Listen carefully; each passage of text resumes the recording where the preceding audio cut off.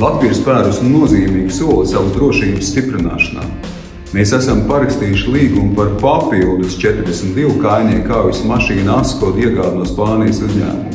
84 kājnieku kaujas mašīnas kopā stiprinās mūsu bruņoto spēku dzelzs dūri mehanizēto kājnieku brigādi. Mēs rīkojamies ātri, mērķtiecīgi un efektīvi, jo pirmās kājnieku kaujas mašīnas tiks piegādātas jau nākamajā gadā.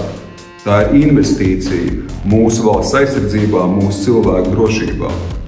Mēs arī iesaistīsim mūsu industriju. 30% no līguma summas 10 uzņēmumu tiks iesaistīti šī līguma īstenošanā.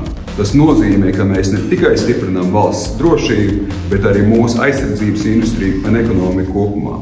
Mēs sargājam Latviju kopā.